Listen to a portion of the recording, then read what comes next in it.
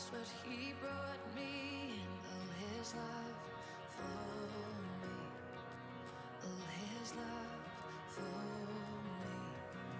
Who the sun sets free, who is free indeed. I'm a child of God, yes I am. Free at last, he has ransomed me, his grace runs deep. While I was a slave to sin, Jesus died for me. Yes, he died for me. Who the Son sets free, oh, is free indeed. I'm a child of God, yes I am. In my Father's house, there's a place for me. I'm a child of God, yes I am. I am chosen, not forsaken. I am who you say I am. You are for me, not against me. I am who you say I am. I am chosen, not forsaken. I am who you say I am. You are for me, not against me. I am who you say I am. I am who you say I am. Who the Son sets free, oh, is free indeed. I'm a child of God, yes I am. In my Father's house, there's a place for me.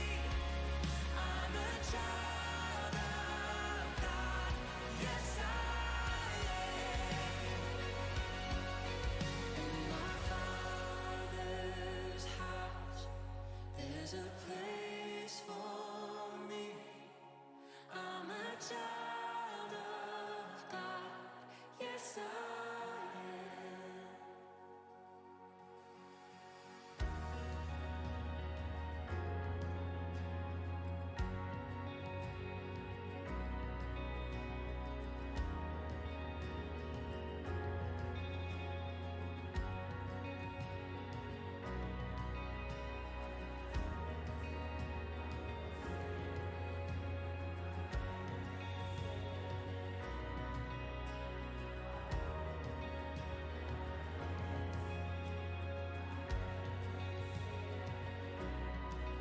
I am chosen, not forsaken.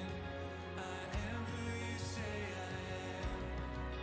You are for me, not against me. I am who you say I am. I am chosen, not forsaken. I am who you say I am. You are for me, not against me. I am who you say I am.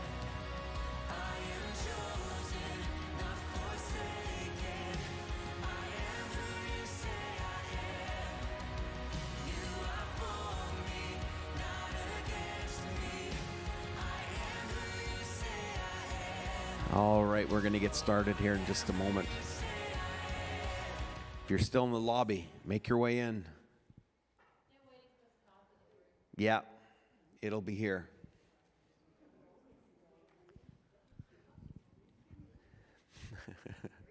Obviously, no one's read the sheep and the goats thing because the left hand is way more full than the right hand. So you might want to shift. I'm just saying, unless you, true, then, okay, yeah, you're okay. It depends on which hand you're on. I guess you're right.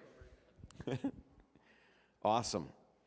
Well, we're super excited to be here today, and I'm only here really to introduce our seminar leader and to pray, but I just feel this is an important aspect, and I've wanted to do this for years and years in our church. And so I'm so thankful that Paul Quantz has come and tell you a little bit about Paul, but he'll fill in the gaps that I missed. 34 years of legal experience, and I think is going to be providing us with some great information about estate and will planning. Paul is an ordained minister in the Evangelical Missionary Church of Canada and has calling the Father's House Church his home church for the last year or so.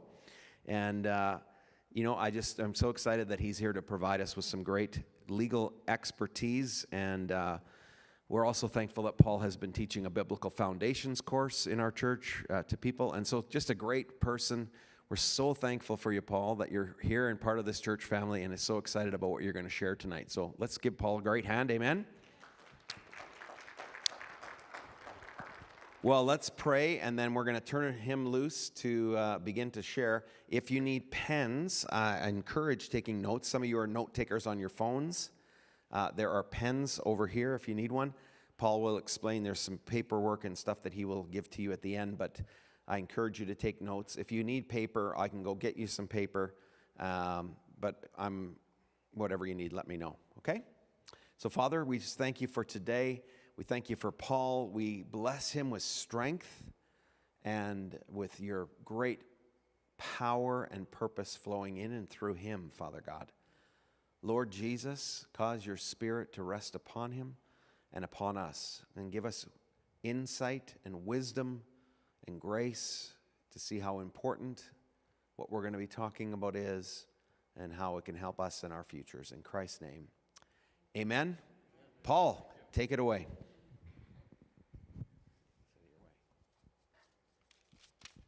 Thank you. Well, you got one thing wrong, I'll tell you already. It's not 34, it's 43 years of experience. You'll notice by the gray hair, I'm way older than 34. Well, welcome and thank you for coming. I am bivocational by nature. Doesn't mean I'm bivocational. And have been in ministry in Athabasca for a number of years prior to moving to Cardiff and setting up a practice in St. Albert. And I practiced there with my daughter. I retired 2 years ago because that was the big grand plan. She would take over and I would retire. And her partner went on mat leave, and so that left her alone. So I stuck up my finger, unfortunately, and said, okay, well, I'll come back. So I'm back in as of February the 15th, and enjoying it, actually. So I think I have a little different perspective. Thank you to Pastor Peter, who I don't think is here, but who set this whole thing up for me, and Pastor Schuyler, who's running the machinery. Thank you. And there's no Oilers game tonight. I know that. I checked that. Are there any Leaf fans? Oh, really? We have one. Okay. And Blue Jays. Okay, well. We'll let you zone out for a time or two if the Leafs ever score. So I'm going to start with a little story I heard a few years ago. A very rich man was diagnosed with a terminal disease, and he was a widower, and he had a son. And he said to his son one day, I'll give you all my estate on one condition, that before I die, you have to be married. He was not married, he was single. And so the son went out looking for a wife, and he couldn't find one. And the father got seriously ill, ended up in the hospital, and doctors told him he only had a month to live. And so the son was desperate, and so he started going everywhere. He went to bars, and finally, with about 2 weeks left in this timeline, he went to this bar, and he come up to this woman and said, look, I know this is a crazy thing, but will you marry me? And then he told her the story about how his dad was a wealthy man, and he had to be married in order to inherit. And he said, well, so will you marry me? And she says, well, that's a pretty important question. She said, I'm going to have to think about it. And he said, well, don't take long. because this could happen anytime.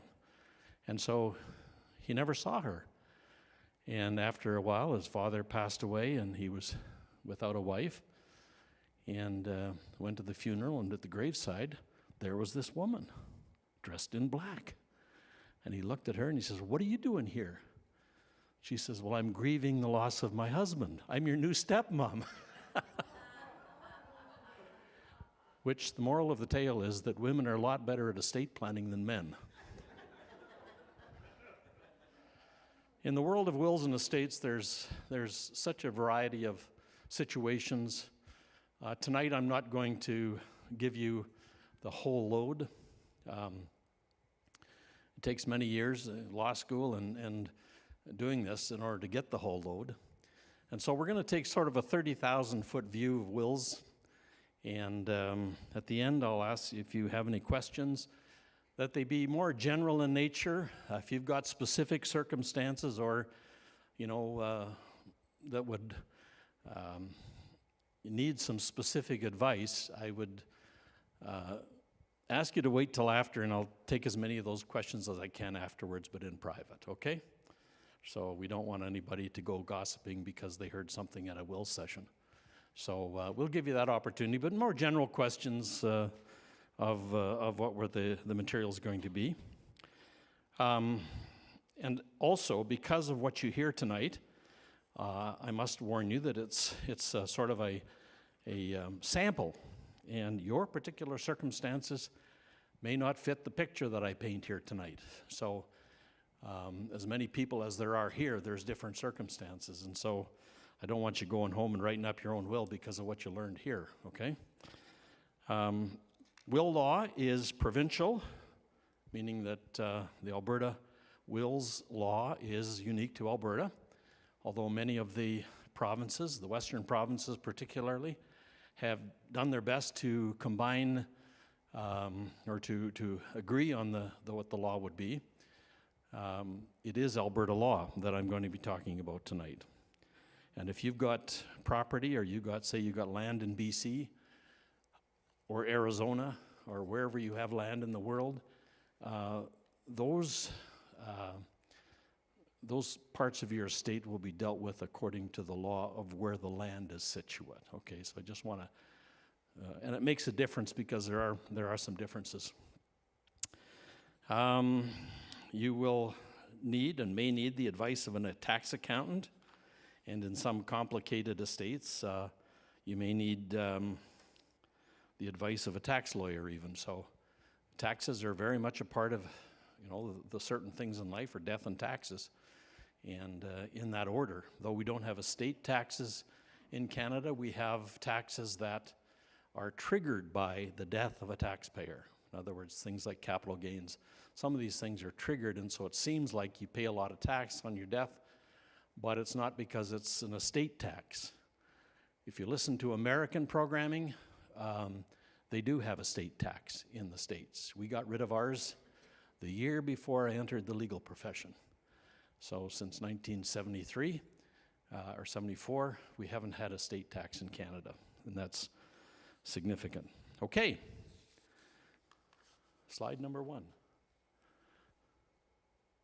Okay.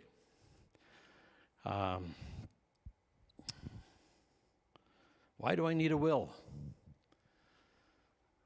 Well, the law will divide up your estate according to provisions in the Wills and Succession Act, and you would be known in law as an intestate. Now, that's not a derogatory term. Intestate simply means that the person who has died has not left a will, and therefore some or all of his estate goes by way of the intestacy laws in Alberta. Those provisions are covered under the Wills and Succession Act, and I'll be talking quite a bit about that act because it's the fundamental act in Alberta that governs wills and the preparation and even those that don't have wills.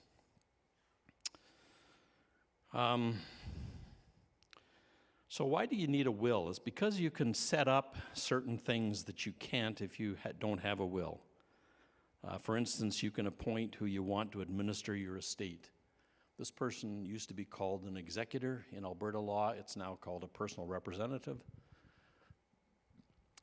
So you can appoint somebody or some institution to be an executor of your estate. Without a will, there's a certain degrees, first of all, a spouse, and if there's no spouse, then children, if no children, grandchildren, and so on, that the law provides can apply for an administration of your estate to the court.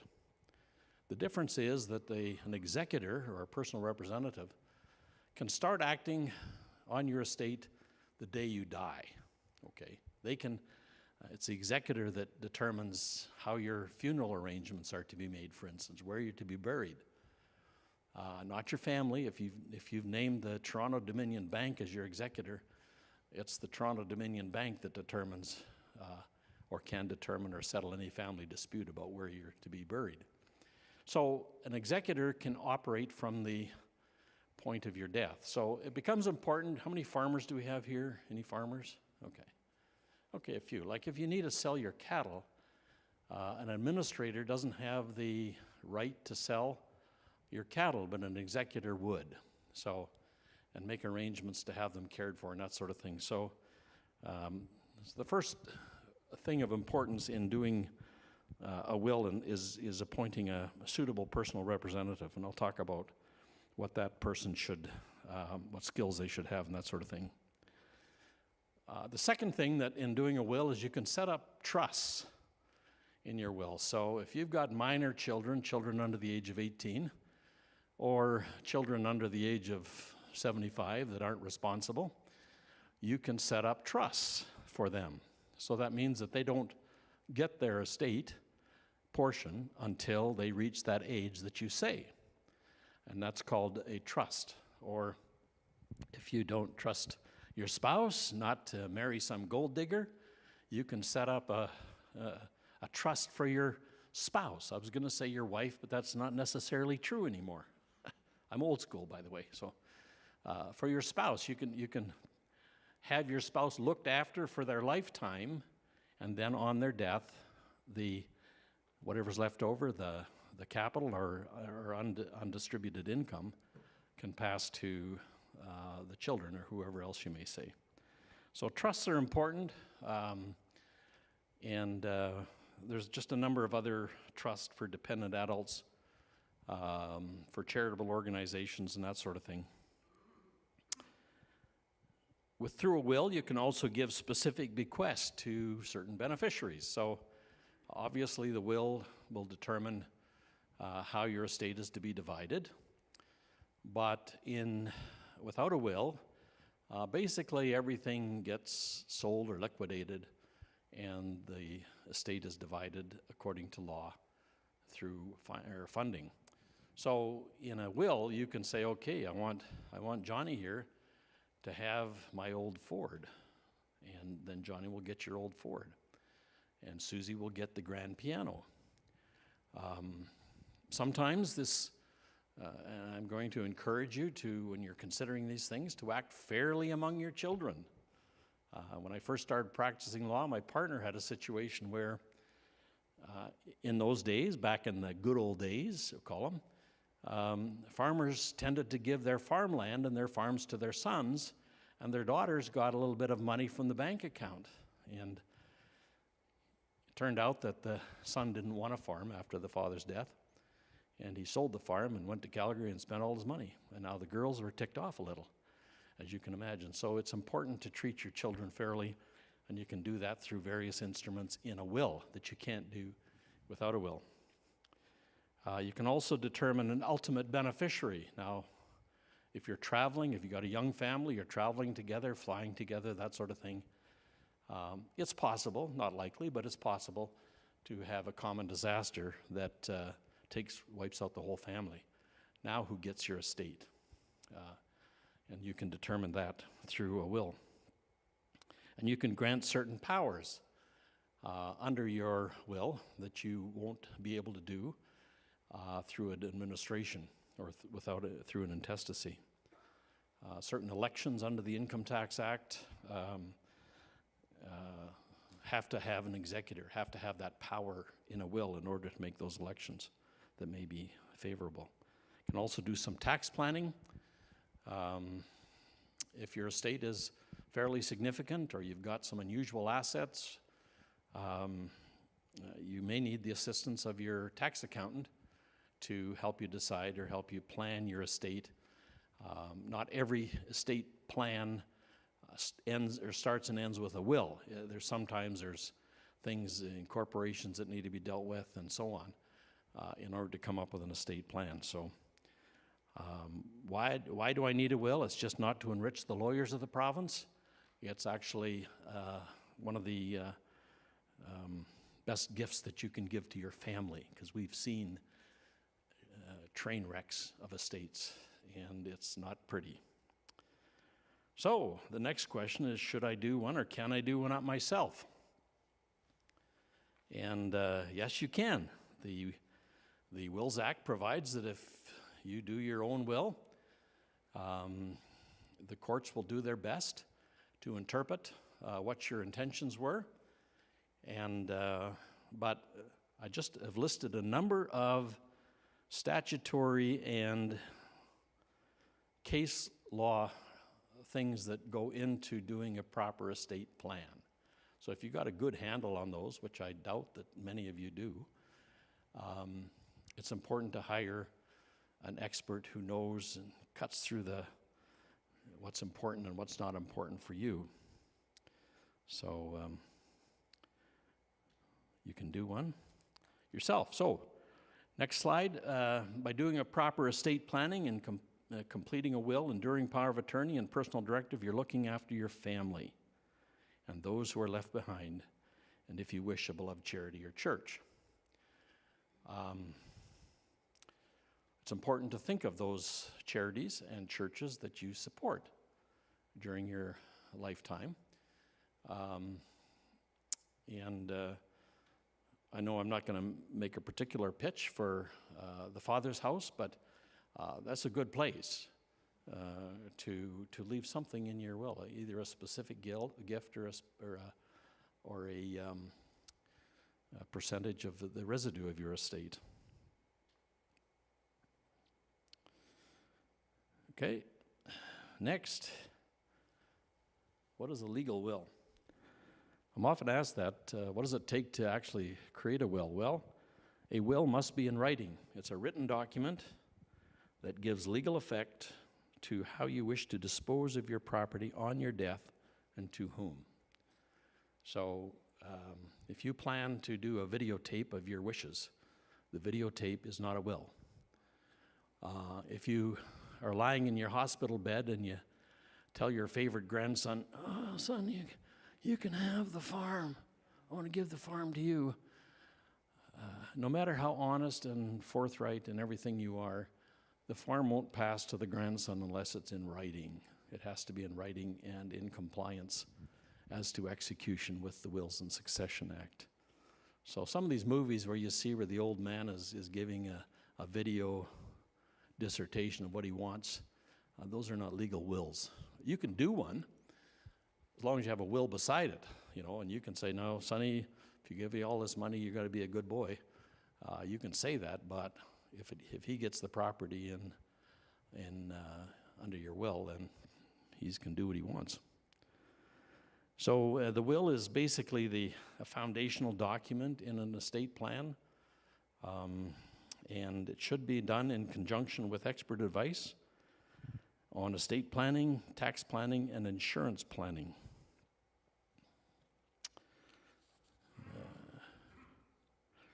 So I'm sure most of you wouldn't go to your dentist and say, "Can I borrow your instruments because I have a tooth problem? I want to fix it myself, save the money." You wouldn't even think of doing that. Most of you wouldn't think of going to a mechanic and asking to borrow the tools so that you can fix your vehicle. I sure wouldn't. I look under the hood and I say, "Oh my goodness, where's the nearest mechanic?"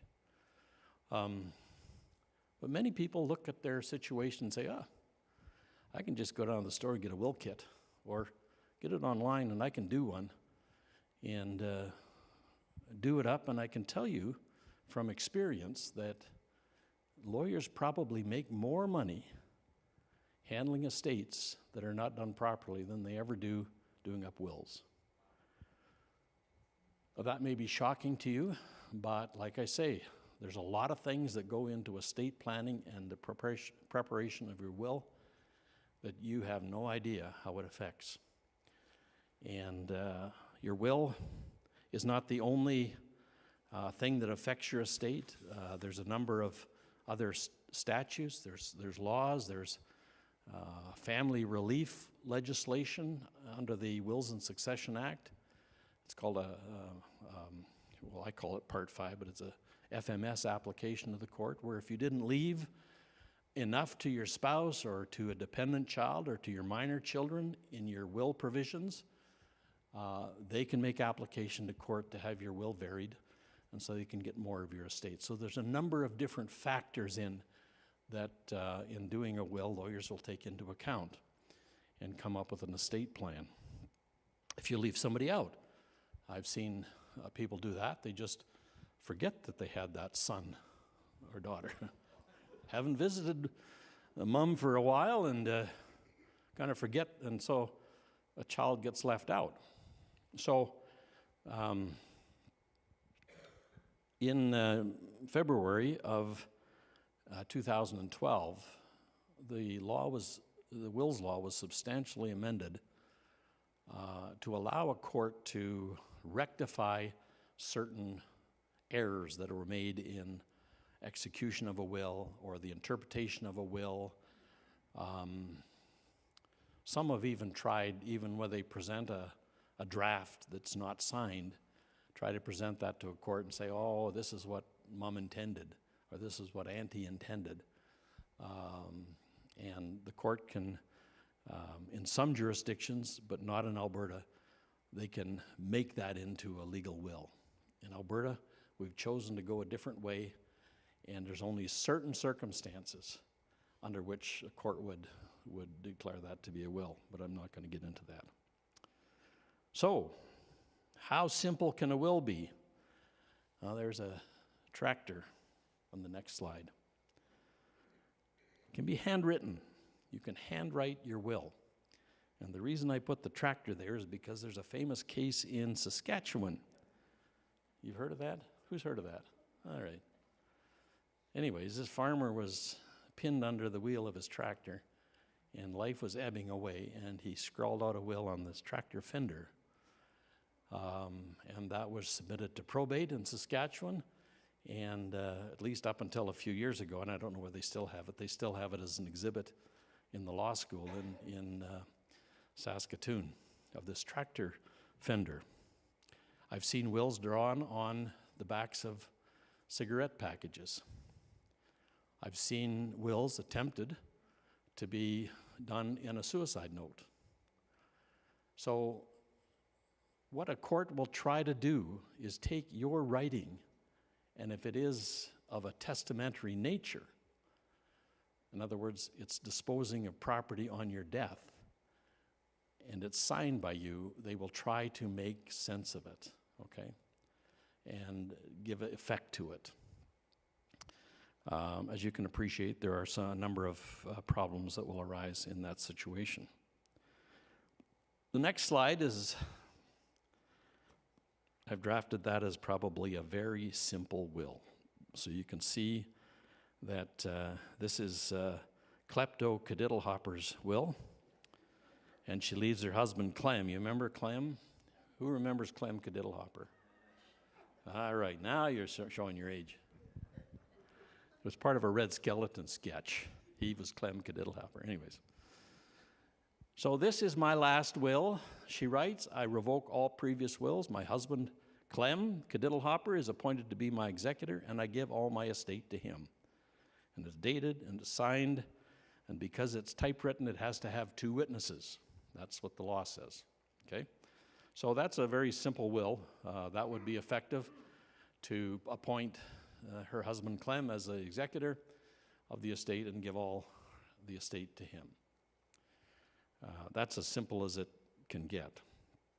We don't do them that simple, of course. We charge by the word, and so I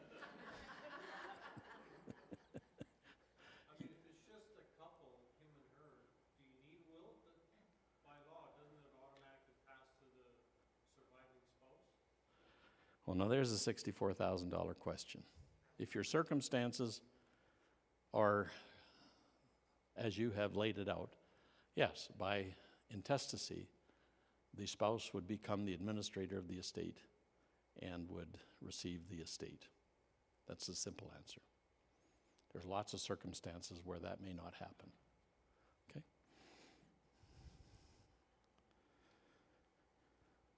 So normally if you go to see your lawyer, they're going to come up with some sort of a trust will. And I've explained trusts before, but you can have a spousal trust, for instance, where the spouse is cared for during their lifetime, and the remainder goes to children or grandchildren. Incidentally, if you are holding all your property in joint tenancy or joint names with your spouse, you probably don't need a will either, unless you both go. If just one goes, all joint property does not pass to your spouse through a will, but passes by right of survivorship. That's a right of law. So if you look on your title when you get home and it says, you know, Annie and Jimmy own this property as joint tenants, that means that on the death of one, the title will automatically pass to the surviving spouse. Same with bank accounts. Same with cars, automobiles, that sort of thing. Anything that's in joint names will pass by right of survivorship to a spouse. Because at law, there's a presumption at law that you intended that gift to go to your spouse, okay? Now, some people, as they get into their senior years, will put a child or a grandchild on a bank account with them. Maybe you've done that. So they can write checks and pay your bills, that sort of thing. Now, when the senior passes away and junior shows up and says, aha, I want my money now because I'm sure grandma intended or mom intended me to have those funds. There's a question then, because there's no presumption that that gift was intended. So there has to be circumstances. There has to be something in writing at the bank that you intend that to pass by right of survivorship. I know I've written very nasty letters to banks who have thought that they could do this just automatically because there were two names on the account. And I said, wait a minute. The will may be different, and you may be creating liability for yourself by doing that automatically. And of course, if you want to stop a bank from doing anything, just mention the word liability. They're done. Everything's frozen. They're not taking a thing until they hear from their lawyers, right? A residence trust. Sometimes kids, as they get older, they like home. They don't want to be shipped off to a guardian. And so you can create a trust of a residence. The reason it needs to be in trust is because the kids can't own it. It has to be held by your executor or your trustee in trust for them. And monies can be paid out of the estate to maintain, pay taxes and that sort of thing. Pay the mortgage. So you can set up a residence trust in a will. The children's trust, of course, children under the age of 18 cannot hold property. And if you think that you are the trustee of your minor children's property, you are wrong, okay? The public trustee is the trustee of your children's property. And this was illustrated a number of years ago when a father decided that he'd be luckier at this draw for a beautiful motorhome if he put his 10-year-old daughter on a ticket. And her ticket was drawn. She won this motorhome. And so the family gathered together for the big celebration. They were going to jump in that bus and head off to their vacation. And guess what? The public trustee's office showed up and said, we'll take the keys until she's 18, and then you can have it. So you are not the trustee of your minor children's property. So in a will, you can set up who you want to be the trustee. Sometimes it can be a brother, or you can set up whoever you want as a trustee, and then they will hold the funds and be able to dole the money out for the benefit of the children until they reach whatever age you say. It doesn't have to be 18. If you've raised kids, you know that at 18, they're not all that responsible yet. They got to be, 35. So you can have it held in trust until they're 35. Or if you're like an old English lord, you don't believe your children will ever be able to handle that money, and so they have tried to figure out various elements where the trust is never settled, that it just keeps rolling over. Well, we have laws against that now, but that's what the attempt was. Okay? An education trust is very popular too, to set aside, let's say you've got grandchildren, you've got 10 grandchildren, and you want to set aside some money for their education. So you set aside an education trust to be administered by your trustee, so that if a kid wants to go to college, they can get some help out of this trust fund. If a kid don't want to go to college or university, then they don't get any money. So it's a purpose trust, really, for children's education or grandchildren's education. And then when the last, one reaches a certain age, then it can be dispersed as the terms of the trust say. A maintenance trust for dependent adults. Now, if you have adults who by nature are not able to earn a livelihood because of their disabilities, they are dependent on you. And so you can set up a maintenance trust for that child. And if you don't set it up properly or don't give them enough in that trust, well, the public trustee can step in and make an application to have your will varied to favor that particular dependent child. So those are discussions that you have to have with a client, with people, as to whether or not they have such a circumstance in their life, and then you try to work it so that it will satisfy the requirements of the law to look after your dependent children.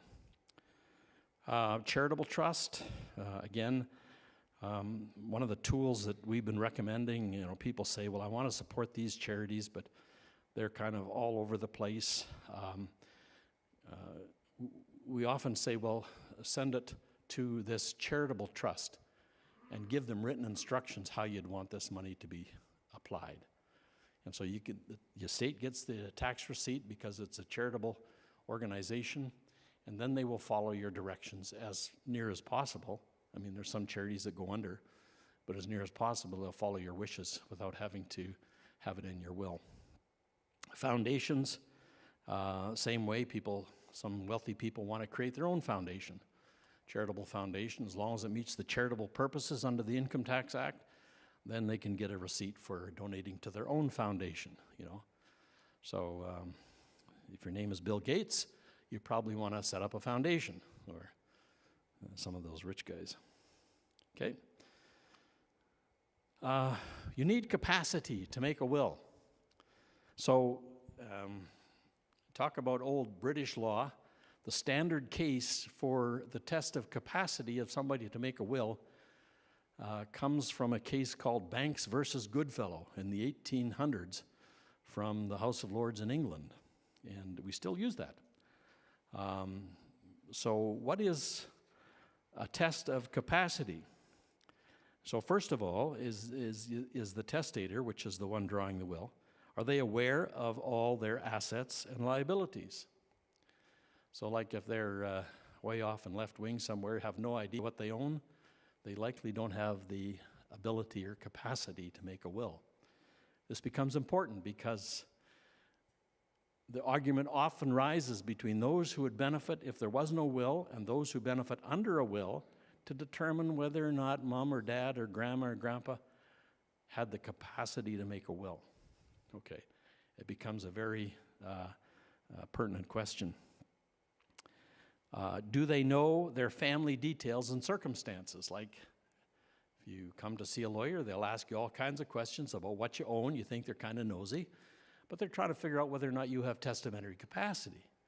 So who are your children? Who are your grandchildren? Do you know their birth dates? Do you know their ages? Do you know where they live? All those kind of questions are to determine whether or not they have capacity to do this will. Does the testator have an understanding of the nature of a will? In other words, do they know what they're doing in making a will? Do you know that this is going to take effect when you die, and this is going to dispose of your assets on your death? Do they know that? And are they oriented as to time and place? They have to have some sort of a general idea of where they are and what day it is, or what month it is anyways. So they have to have some orientation to reality. Now, I once did a transaction for a client who was later determined to be incapacitated. And you know, to this day, I still can't figure out how I would have known. Answered all the questions. And so in early stages of dementia, or even middle stages of dementia, you often can't tell. And so you have to look at their family circumstances, where they're living. Are they independent? Are they, looking after their own medications? That's a big one.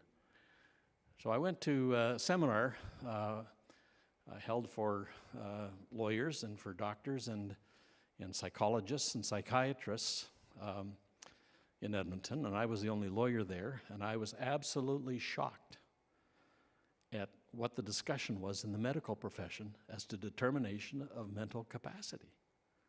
I thought, surely you can put your finger in here and they can run a test and say, yep, they're good. No. Or they can do a scan on your brain and say, yep, Paul's good. He can, no, not that. What they do is exactly the same thing we do. They ask him a whole bunch of questions. They get their orientation. They get their family circumstances. And sometimes it comes down to what will happen to their estate or their children's interests if they declare them to be incompetent. I say, what? Is that the test? Is to see what will the circumstances be if you declare one way or the other? Apparently it is.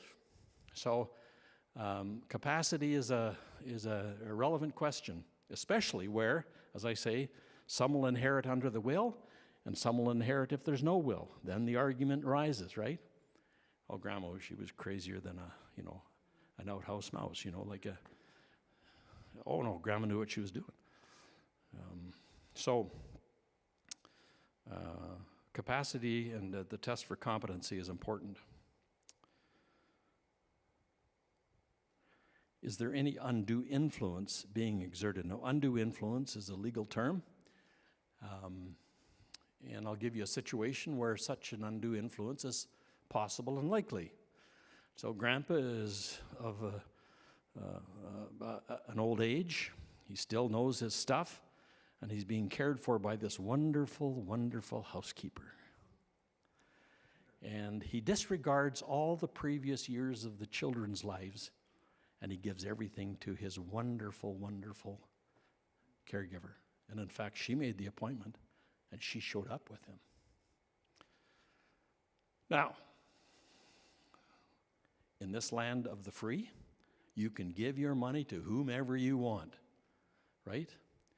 But it raises suspicions that maybe there was some undue influence in the making of that will.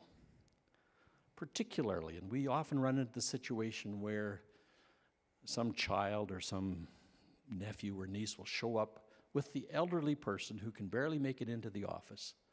And they'll say, well, they start answering all the questions. I say, no, you can't. Matter of fact, you need to be quiet. I need, Grandma here to answer the questions so I can determine capacity. Well, I know Grandma wants to give her farm to me. No. As a matter of fact, would you please go take a seat in the waiting room? And then we can talk to Grandma as to whether or not that's what she wants. So there's certain things that suspicion arises, and I've seen it in families where, you have 5 or 6 kids, and towards the end of the life, all of a sudden one child, who's usually the delinquent child of the family, shows up and lives with mom or dad and looks after them for the final years of their life, and all of a sudden, wow, the estate goes to that child.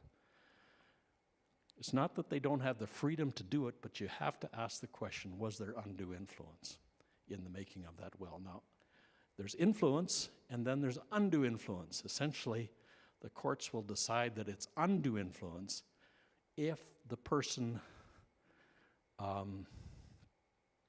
was not making independent decisions, that the decisions were based upon what they were being told to do. Okay, so they lost their disposing mind, as it were, to the wishes of others. So that's undue influence. There can be influence, nothing wrong with that. You're free to give your property to whomever you want. You know, people have come into the office and said, you know, Dad's down there in the park and he's handing out $100 bills to all those hobos down there. You know, he's lost his mind. I said, well, really? Maybe he has got his mind. Maybe he doesn't like you guys. Maybe he's trying to give away all his money before he dies so that you can't get any. So we're free to do with our money, as long as we have the mental capacity, what we want, and make our wills according to what our wishes are. So I've got a few things. I'm getting a little dry. I think is that my water?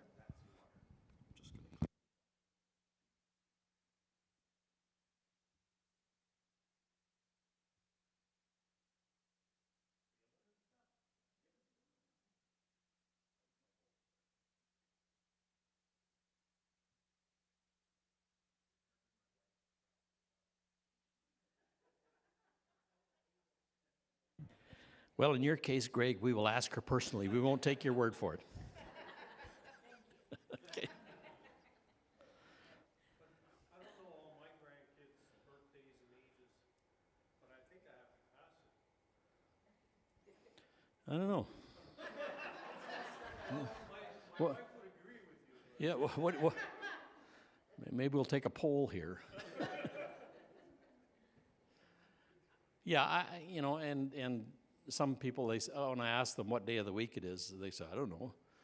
And it wasn't until I retired that I realized that's a real issue, because when every day is the same, you don't know or care what day of the week it is. So I usually end up by saying, do you know what's up and what's down? And they usually get that right. So if they don't know. Mr. Ponch, I have a question. So why are we talking about the will? Because I believe a lot of people, they have a misconception that if I were to write my kids' names in the will, then it will go to them tax-free. Is that right? Because I believe that they have a capital gain tax on them because they did not earn that income. They got it as inheritance, so they are taxable.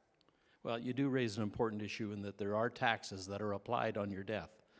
We don't have an estate tax, so it's possible that it could go to them tax-free, and it's possible that there could be a huge tax bill to your estate for capital gains. So the typical lawyer answer when you ask a question like that is, it depends, right? So that's what I'll say, it depends. So much of it depends on your circumstances. Okay, things to consider when preparing your will. Is that the next? We got that up there? Okay. Who should be my personal representative? So, this is one of the most important questions, is who's going to look after the execution of my wishes under my will? Now, if you've got good, smart, adult children, they're the best ones to do it. For goodness sake, don't appoint your brother or brother-in-law, because they will end up hating you, because all of a sudden you set up a little bit of a friction there between the family and the executor, okay? If you have family members that are capable of looking after it, that's always the first recommendation. After the spouse, of course, as long as the spouse is competent or living.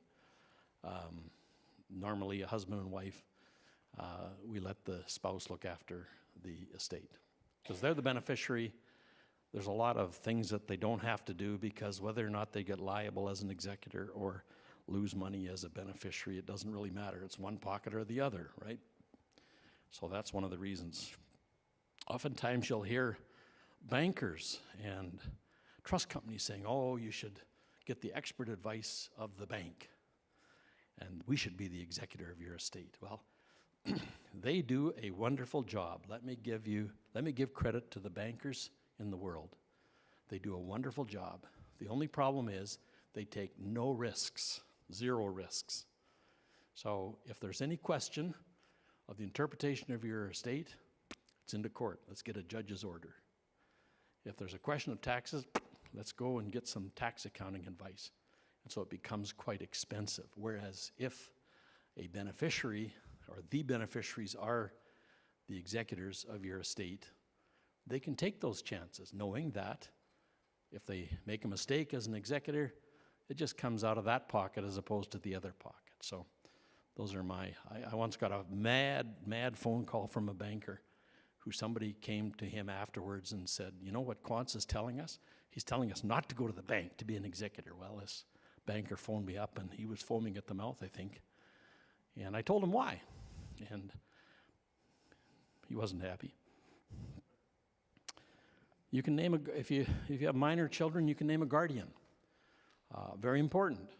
If you die without a will and you have minor children and don't have a spouse to look after them, you can create a very problematic application for guardianship. Somebody has to apply for guardianship. A will gives you the opportunity to name those people, name that person in your will. Now I say it's not a absolute appointment because the appointment has to be made by the court. If perchance you didn't know that the guardian of the children that you named was an axe murderer, for instance, and somebody could prove that, well, the court's not going to give the children away. So it's not absolute. It's like a nomination. It's a very powerful nomination to appoint a guardian for your minor children. So what happens if they die before completing their duties? In your will, you can appoint somebody to take over for them. So you can appoint an alternate guardian or a substitute personal representative. You need to determine whether or not it's fair. I find that most fights in estates come when the will is patently unfair, treats children differently, treats different loving beneficiaries differently than the other. I always say, look, if you can avoid that, if there's not a really compelling reason to do that, treat them the same. Give it to them all equally, and then they can't complain. Make them all executors, give the will to them all together, and who's going to fight, So that's fairness. And sometimes just by doing the will, the parent evokes a dispute among the beneficiaries, and the family splits apart. Considerations, are there tax consequences to my estate plan? Well, there are taxes, and there are taxes that are due on death, so I'll leave that to the accountants. I don't claim to be a tax lawyer or a tax accountant. I just know when you've got a tax problem. So if you come and present a certain circumstances, I'll tell you, you got a tax problem. You better go see your accountant, okay? And how old should the children be before they take their share? I see people are wanting to go watch the Leafs play, so go a little faster here.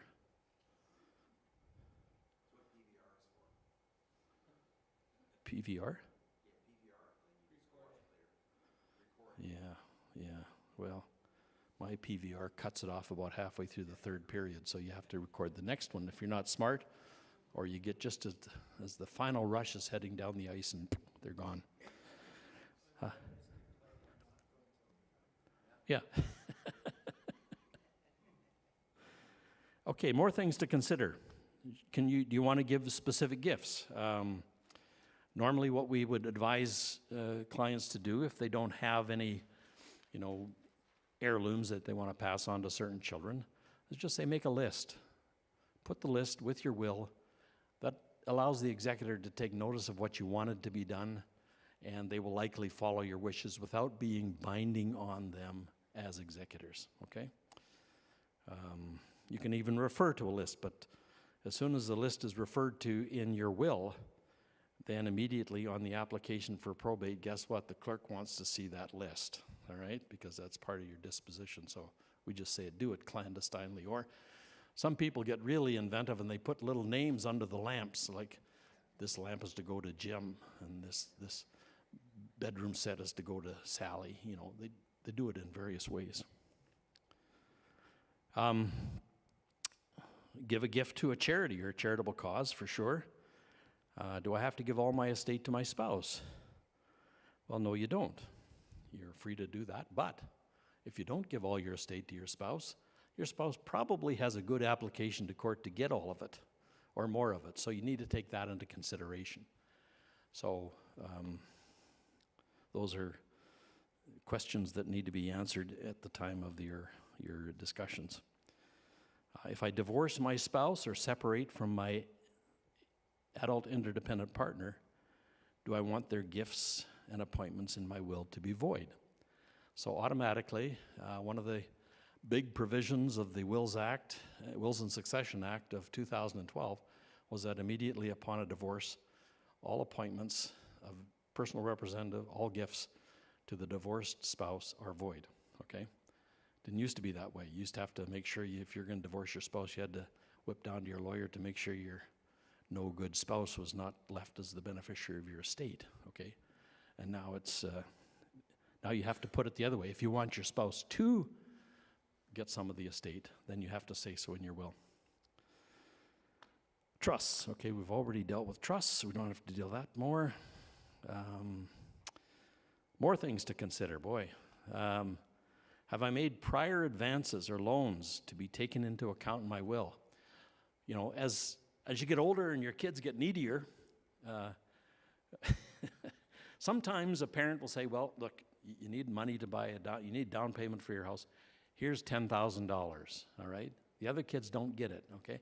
The question is that $10,000 an advance on the inheritance, or is that a gift from the parent, okay? So that's the question that arises. If nothing is said, it is likely considered an advance on the estate, so that when they go to settle their share of the estate, they got to bring that $10,000 back into the picture, and they've got a pre-taking of their share, okay? So we deal with those issues. Do I have any foreign real estate or assets? So foreign property, particularly real property, is governed according to the estate law of the jurisdiction where the land is. Okay, if you got property in Florida or property in Arizona, you probably should have an Arizona will done by an Arizona lawyer to deal with that property, okay? And you can have several wills for that reason.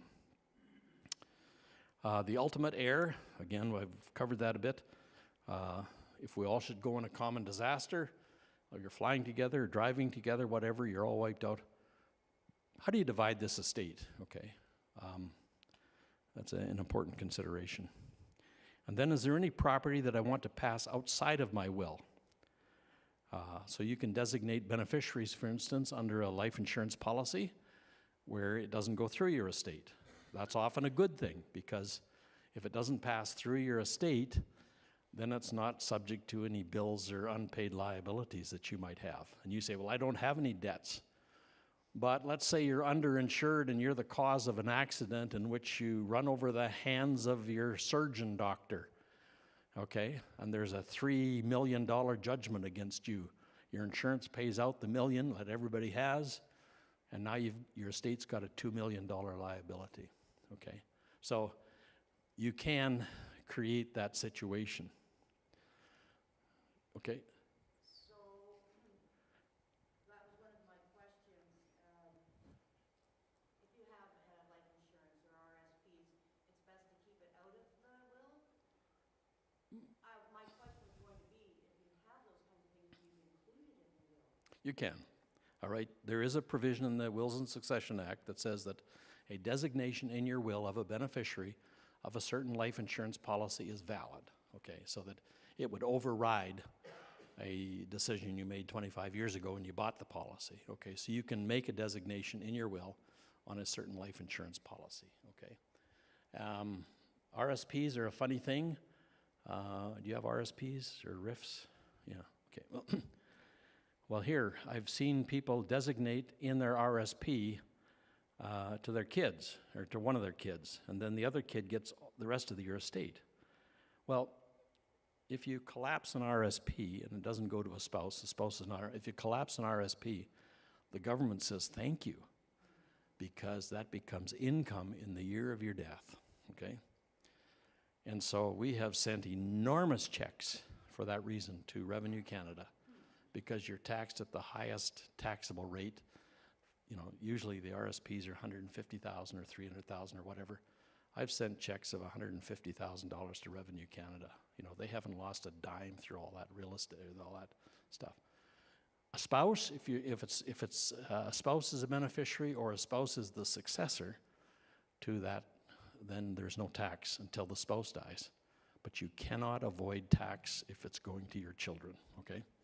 So what happens in a situation where somebody designates a child as the beneficiary of the RSP and the other child as the residual beneficiary, guess who gets to pay those taxes? The residual beneficiary gets to pay all those taxes, and the RSP transfers to that other child in full value because it's a debt of the estate. It's a tax on the estate, and estate pays its bills by taking out of the residue, okay? Sometimes, and actually I've done this with, not with my parents, but with my wife's parents, when they're approaching imminent death, still have their mind. We've transferred lands or properties out of their names just to avoid any complications arising out of an estate. So, but I have had situations where, in one case, I don't know, anybody here from Westlock? Okay, I'm good. There was this paralegal around Westlock area, was going around telling people, avoid probate altogether. Put all your stuff in the joint names of your spouse and your kids. Great idea. That's right, they go by right of survivorship, except when mom and dad comes to want to sell their farm and live in a nice retirement home and the kid says, I don't think so. Now you got a problem, right? Because they own the land outright.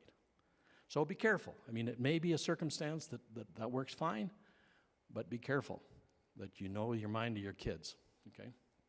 So. I have another question regarding the Dower Act. If you're not on the mortgage, if one person's not on the mortgage, how does the Dower Act affect that? Well, the good old Dower Act. I personally think it's beyond its best before date, but it was created at a time when, guess what, the husbands owned the farm, owned the house, and the wives didn't have their name on title, and through some angst or whatever, the farmer gives his property to someone else other than his spouse. And so the spouse doesn't have any rights to live in her home that she's been for 50 years, okay? That's why it was created. Why I say it's outdated is because most spouses have taken care of that problem long ago. They're in joint names, they own the property jointly. That's indefeasible. You can't defeat that. So the Dower Act is the protection of a non-registered landholder as a spouse has a life estate in that property until he or she dies, okay? And only in the homestead property, which is the house and the quarter section, or the home property. It doesn't apply to any other property, okay? Not only do they get a life estate in the house, let's say the home, they also get a life estate in the contents, all right? So the nasty children can't come and move all the furniture out. So the Dower Act applies. Okay? Now, it doesn't apply, it only applies to married spouses, okay? It does not apply to adult interdependent partners. That was one of the things that the Law Reform Commission squealed about. Oh, everything else is good if you're, living together and, have a permanent adult interdependent relationship, but not in the Dower Act. If you're an adult interdependent partner, you don't have dower rights, okay? All right, now we've come to questions. So, Mr. Frosty, it's March. It's time to talk estate planning. That's a good thing.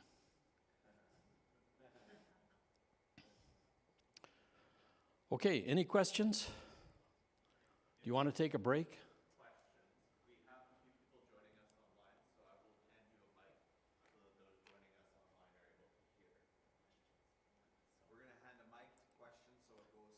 Gotcha, okay. So if you have a question, speak into the mic. So you gave the example of, you know, mom and dad are getting old, they're going to transfer lands or whatever. Is that tax evasion? Like if I were to, let's say I'm getting old, I'm still in my right mind, I've saved up some money, can I start giving money to my children? Yeah, there's no gift tax in Canada. So that's legal? That's Absolutely. legal? Oh, okay. We have an income tax act, so the only thing that's taxed in Canada is your income. That's not income, that's capital. And you don't get taxed on capital in Canada, you get taxed on the income. So any increase in value of capital property is income, but it's just an income tax. There's no estate tax in Canada. Please avoid taxes if at all you possible.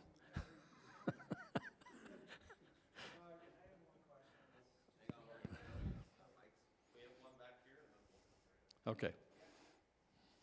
So if I have a home and I have debt, still when I pass, and my will leaves my entire estate to my 4 kids, how does that debt affect what they receive, and Good does question. the tax also imply on that as well? Good question.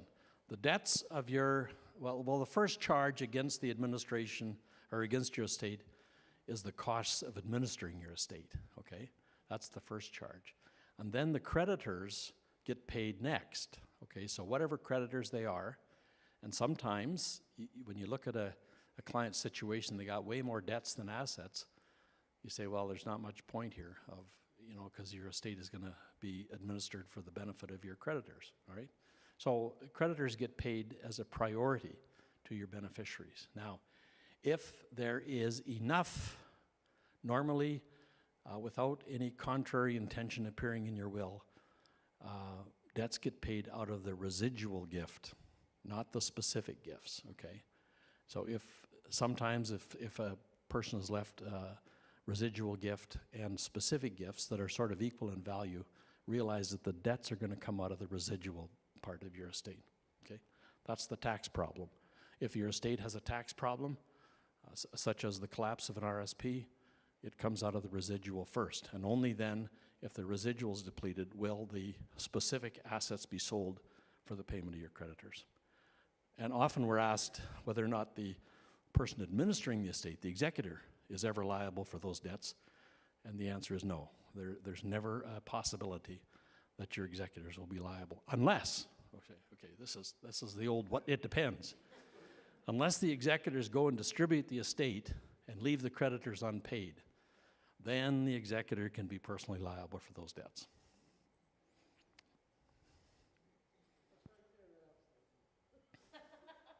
Go ahead. My question is, can we get a copy of the PowerPoint? Well, yes, I can. Yeah.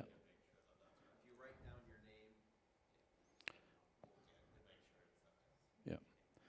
Now, these are copyrighted, so please don't take them around Canada and say, hey, I now know how to do will seminars. Okay. We might hunt you down. Okay. Okay. Hi, Mr. Kwancha. I just have a question about the lady asked a question about the life insurance product. So if, let's say my life insurance has my wife as a beneficiary and my kids as a contingent beneficiaries, then is it preferable to write in the will the same things, or if my life insurance already has the beneficiaries and contingent beneficiaries written on it, then it already overrides, because I know for sure that the beneficiaries are getting the money tax-free anyways, so writing it in the will is an optional thing, or it is mandatory Yes, that I have no, to write no, it? it's optional. Yeah. If you've provided for beneficiaries in your life insurance policy, you can even provide trusts for minor children in your life insurance policy. Okay, then it's disposed of completely without entering into your estate. So you don't have to say it. It is one opportunity that if you say, okay, well, I don't remember who my beneficiaries are in my life insurance policy, I did that 30 years ago, I can't remember, can't find the policy, then we would suggest that you put a designation in the will just in case you haven't looked after it properly. But So if you know, after 30 years, if let's say the person does not remember who the beneficiary was, so he mentions, okay, I have a life insurance policy, I don't remember how much is the policy amount, I don't have the policy number, but I want to make Skylar my beneficiary now. Let's say, depending that I have an insurable interest on him. But when You don't when have the- to have an insurable interest. in He life doesn't have to insurance- have an insurable interest in your life. Yeah, as a policy owner, it would be probably. But my question is, what if my actual life insurance had somebody else as a beneficiary, but in my will, I ended up writing him? The will Then would which- override it. The will override? it? Yes.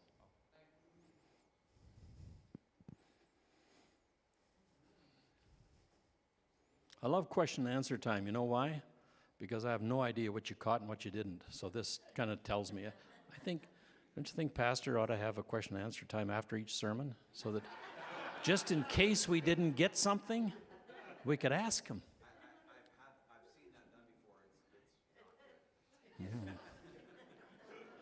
Okay, well, there you have the pastor's view. Yes? Okay, I'm pretty sure you answered the question that I came with tonight when you first started speaking, but I just want to make sure. I have a will from another province. It's not good in Alberta. Yes, it is. Oh, it still Yes, is? it's still good. It is, because you're resident in here, it will be interpreted according to the laws of Alberta, okay, because you're resident here. But you can have a will from Timbuktu as long as it follows the proper execution under our Wills and Succession Act. It would be admitted for probate to do what you want. The only thing is with land is the conflict of laws says that the law of where your land is situate applies to that asset. Now here's where it makes a difference, okay? Let's say you have a nice condo unit in British Columbia, and you have your children are all grown up and you don't give your adult children the estate or some of the estate. BC law says that adult children can apply to the court to get some of your estate. Alberta, we don't have it. They have to either be minor children or dependent adults, okay? But in BC, they can just be regular kids, okay? So when you have a BC asset, because BC law applies, you could open your estate up to a challenge by adult kids in BC for that asset. So that's why I say you need to have a BC will for that particular property, okay? I'd like to know, is there a fair amount that you should allot for your executor for looking after your estate? Yeah.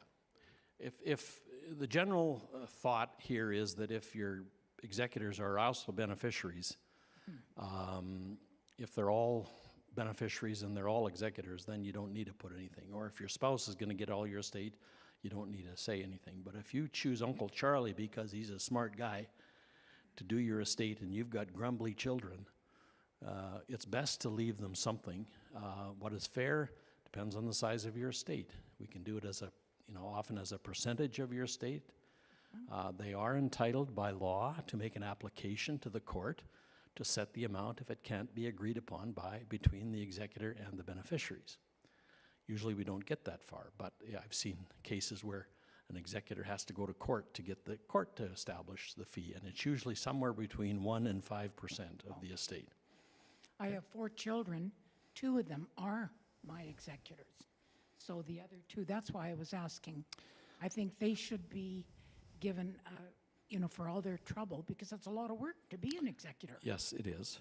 And nobody has ever come to me afterwards, having administered a family estate, to say, boy, that was fun, I'd like to do that again. Yeah, that's right. Likely, that's exactly the situation where I'd put in some sort of a compensation clause because the kids will feel guilty about taking anything, okay? And therefore, it shows your intention to value their services as executors. And so either a specific amount or a certain percentage that can be taken, and then there's no argument. Okay. And I have just one other question. I hope it's not taking up too much time. If you live in a home like I did for 30 years and you move to another home, how does that affect capital gains? Do you, like if you That's a- sell? That's a tax question, Oh, it's and okay. I'm not qualified to answer tax Okay. questions. All right. Thank you. Okay. I have an opinion, but I don't have expert advice. Hello, Paul. I have one more question. Sure. And I'm not going to be shy about it. My folks live in Ontario, and I was the executor for many, many years, but they recently were in touch with their lawyer who suggested that an out-of-province person isn't the best choice for an executor. Have you heard this before? Well, I'll answer it as a general question, not specifically to yours. If you choose an out-of-province executor, it's possible that a court will require on the application for probate that they be bonded, okay? The reason being is that they can take all the assets out of the province or out of the country even, and not allow the taxing authorities to get their hands on it, okay? So, or creditors. So normally, rarely have I seen a state where the court required a bond, okay, which means a performance bond. So it's an insurance policy that performs the fidelity of the duties of the executor. And it can be quite expensive to get that kind of insurance, and very few insurance companies will do it. There's certain bonding companies that will do it, and they look into the person's background and all that stuff in order to assess the risk. But very rarely. And you can actually include, and we do, a lot of our wills include a clause that says, if my executor moves out of province or whatever, I do not require that they have a bond. So you can settle that in your will. Good questions? Are we Thank done? you very much, sir, for coming tonight. I've learned a lot.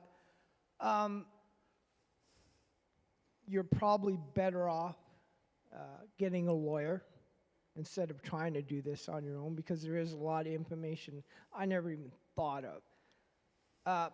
Me and my lovely wife of 27 years watched this happen to our neighbor who was involved in an accident, and literally the family got sued.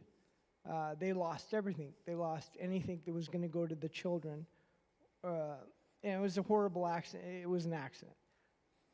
Is there a legal way to totally protect who's left behind in a will? Well, it depends. There are so many different answers to that question. First of all, only people who actually cause the harm are liable. So if you're the one that caused the accident, then you're liable. Your children can never be liable for something you do, okay? Number two, if you don't have enough insurance to cover the liability, then yes, your estate becomes liable, and well, means that your children don't get anything. Your estate becomes liable for that debt. It just becomes an ordinary debt of the estate. Okay?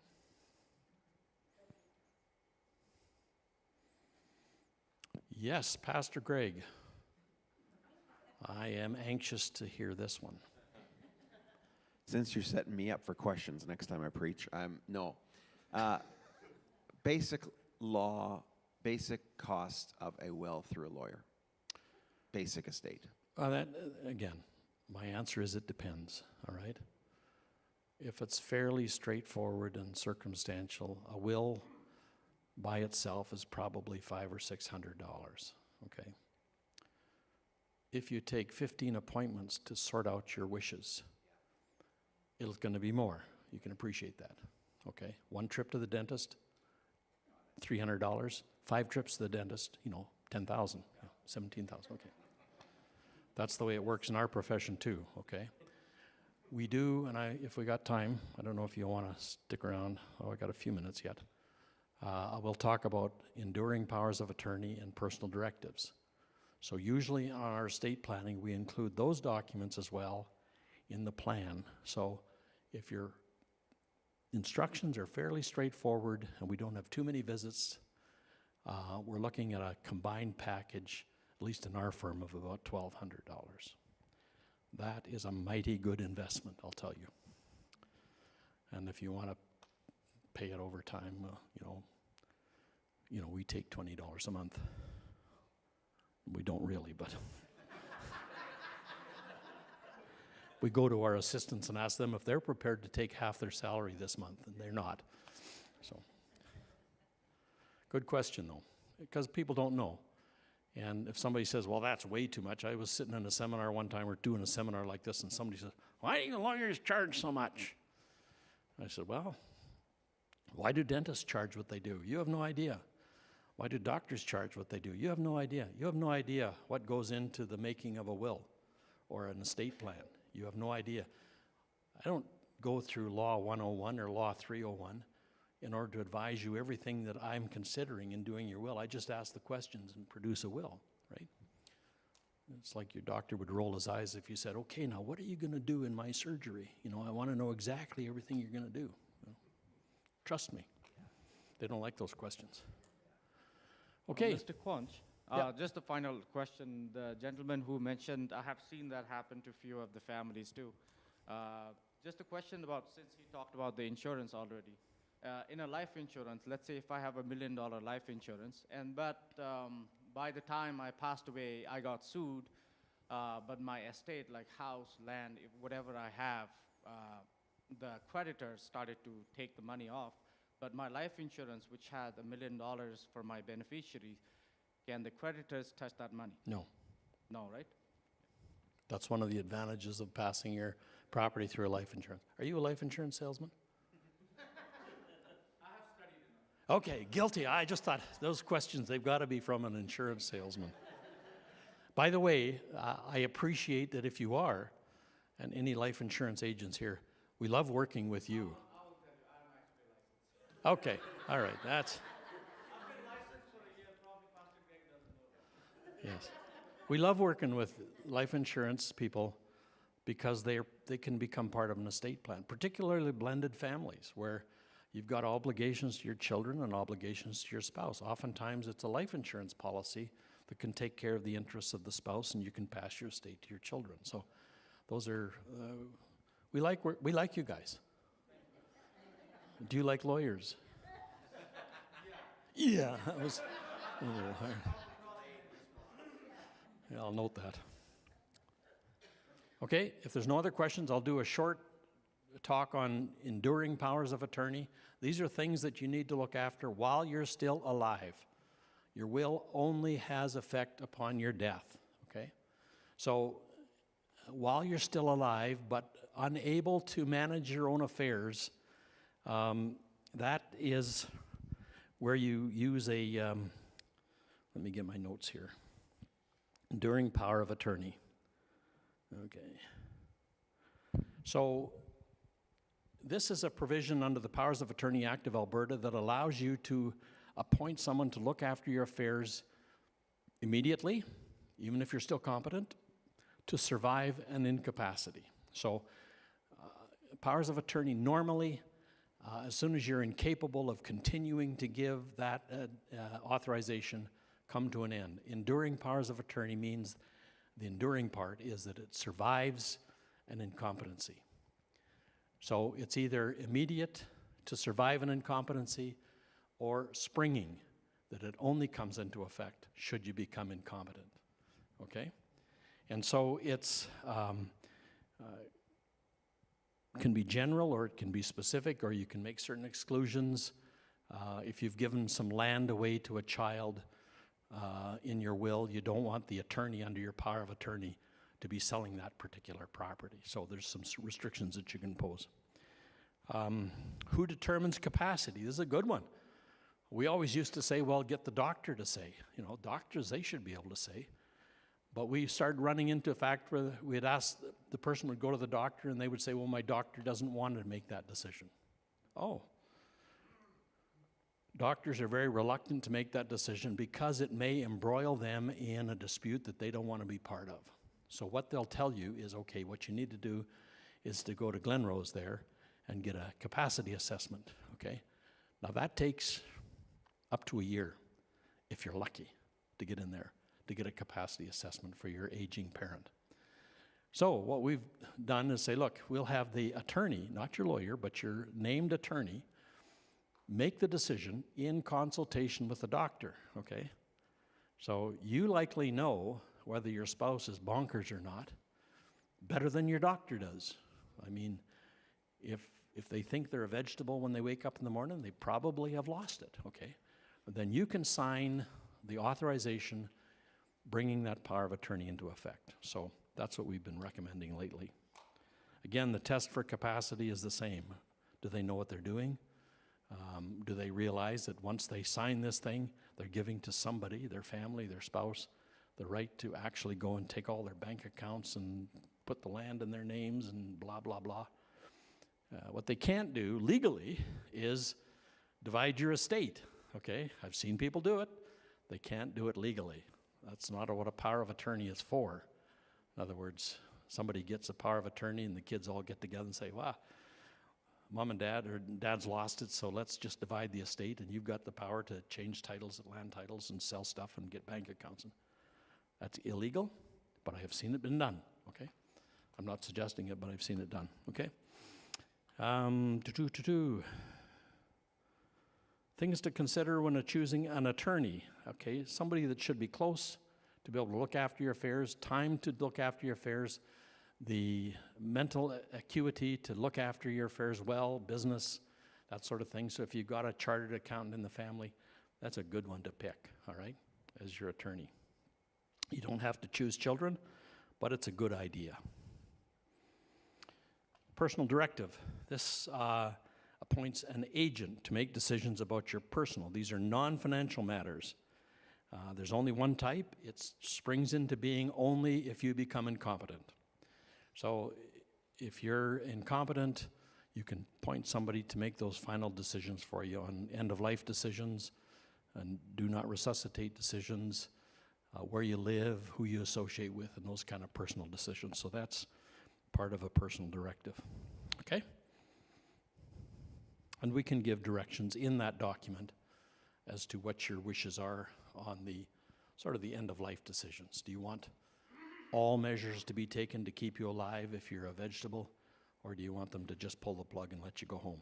So those kind of things can be done. But those are important documents. They apply only while you're alive.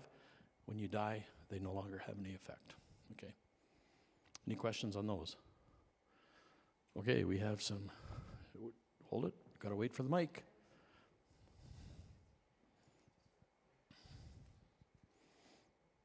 This might be a little bit too deep, but if you have a company pension and you're on life support, can you say in your will, do not unplug, keep the cash register ringing as long as possible? Well, you can't say that in your will because your will has no effect until you actually die. In your enduring power of attorney, you're appointing somebody to make those decisions for you. Now, here's the issue about pulling the plug.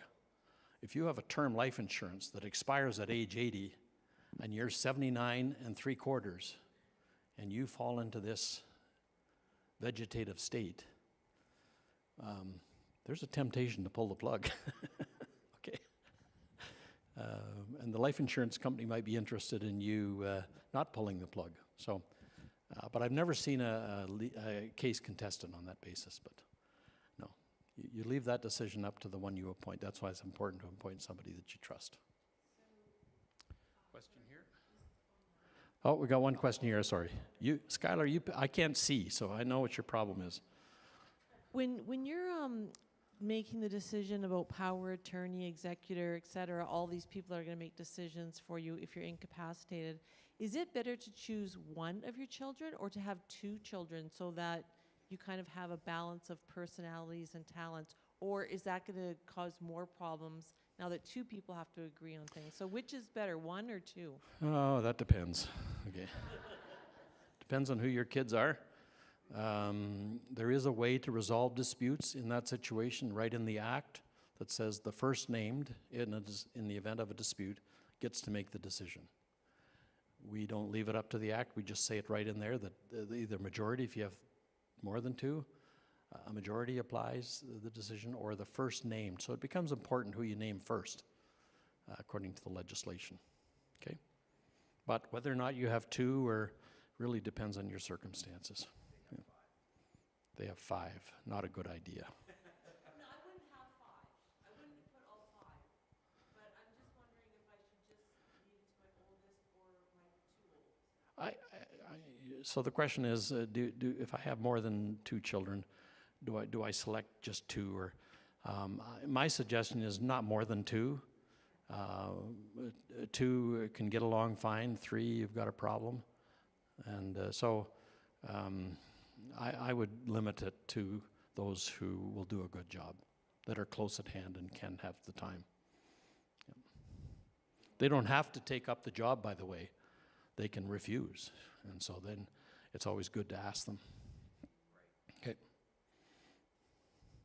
Question over here. Thanks, Skylar. You getting your exercise in? So I have a question. At the place, I work in a seniors facility, and we always ask people for a goals of care. So does The green goals- sleeve. Yeah, the green sleeve. Yeah. Does the green sleeve override the PD, or does No. the PD override the green sleeve? PD is legislated, and the green sleeve does not override a personal directive. So Okay, so if on the green sleeve you say, I want everything thrown at me, but the PD says no, then? the PD is not a direction to the physician. The PD, personal directive, end of life decisions, is an opportunity to show what you want to happen. The decision still rests with the agent who's been appointed. In other words, if you say, and I don't want to live a day past, I'm incompetent or whatever, and your agent under the personal directive says, no, I don't want to make that decision, then that will prevail. All right? Good. No more questions. You've been a great audience. There's free coffee out there, I understand, if you want to. And I don't think probably the Leafs have finished it off, but we'll see. Thank you very much for coming, and some great questions. You've been a good audience.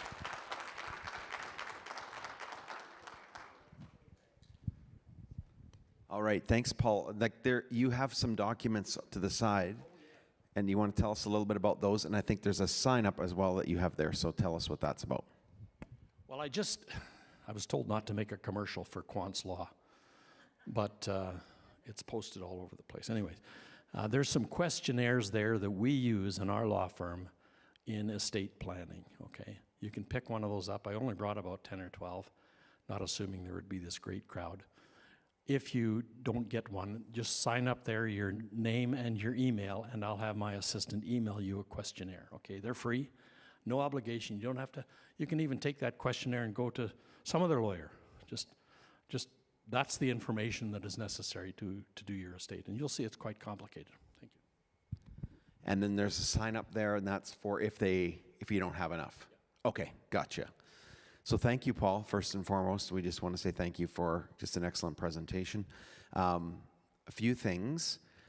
Having pastored for 30 plus years now, we have seen situations with families when it comes to estate planning that is very critical, that avoids a ton of conflict and very delicate moments. So I think it's a very important thing for all of us to have and to do. And so again, thank you for leading this for us. Amen.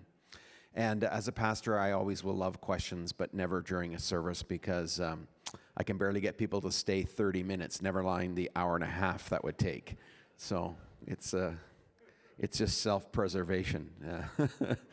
Why did you let that question go on? No, it's all good. I'd love to answer any question at a sermon afterwards. Yeah. Okay. Well, there is decaffeinated coffee. Hang on, we've got another question, but is it for me? Oh my goodness, here we go. I don't even know if we don't need you to mic it, so just shout it out loud. It's about last Sunday's sermon. Oh.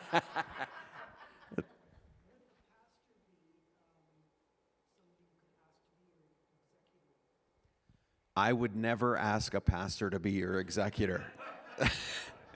Simply because I always tell people, like, God love pastors, but they're busy people mostly. And so I would probably pick somebody within your family circle. Paul, what would you say to that? As a lawyer, I don't even want people to name me as an executive. Yeah. And you're a lawyer and a pastor, so. Yeah. Yeah. Yeah. Yes.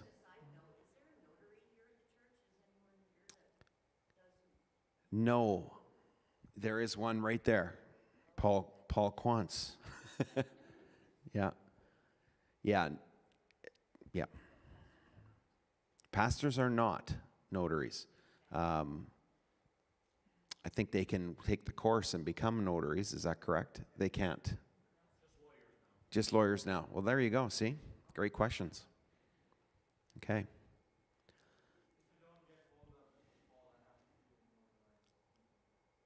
So we have somebody who knows some notaries here, so that's good. Yeah, commissioners, right. Commissioner of oaths. And yeah. Okay. Well, this is great. My advice is that you take this advice and don't leave it for too long. And just start to make the moves toward how you would do that. So in terms of your question to a pastor, I would probably ask your pastor some questions if you had some questions concerning things. How should I navigate that with my difficult children? You know, those are the kind of things I think pastors can probably say, well, again, my heart would always be the equitable, fair, but probably don't put the problem child in charge of being your one who runs your will. That would be what I would think. I've got a weird question for him. Mm-hmm. Weird question for you about the executor thing.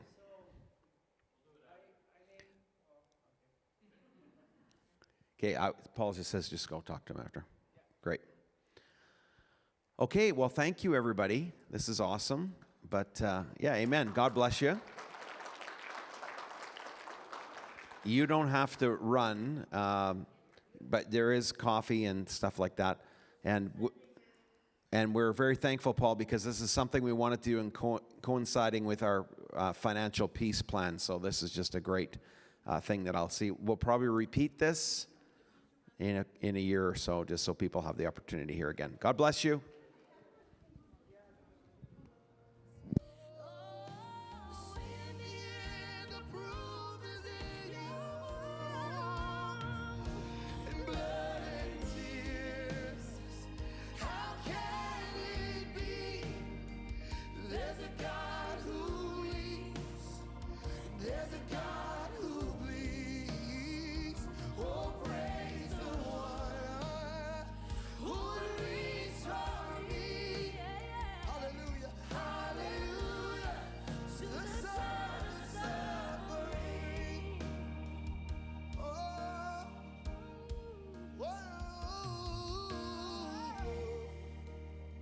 He cries when you cry.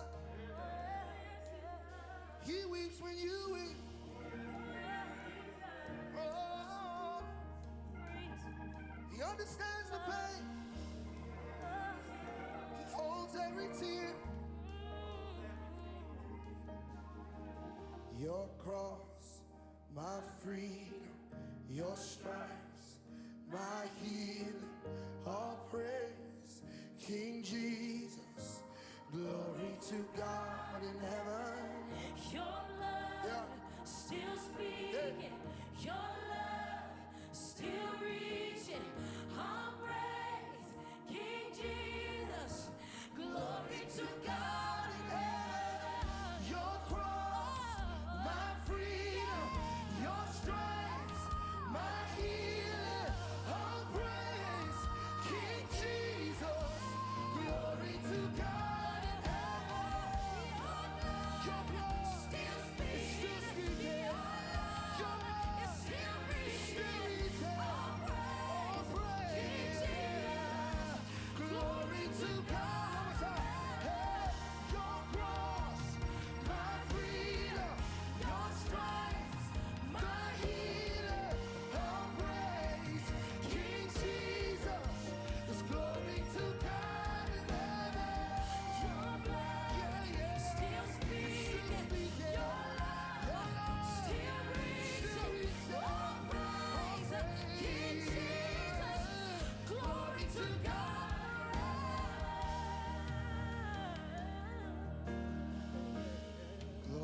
to God forever. Always good, 'cause you thought of me. Glory to God. Always good. You reached for me. You reached for me. You reached for me. Oh, your grace, it never failed. Your love, it never left. It's there in the wilderness. You was there in my drought. You was there in my brokenness.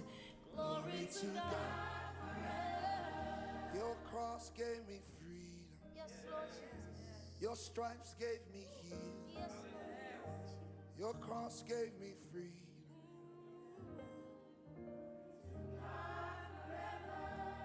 Your love gave perspective. Yes, yes, yes.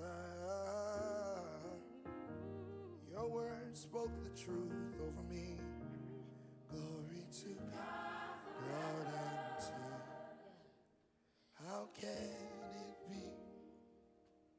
There's a God who weeps. There's a God who still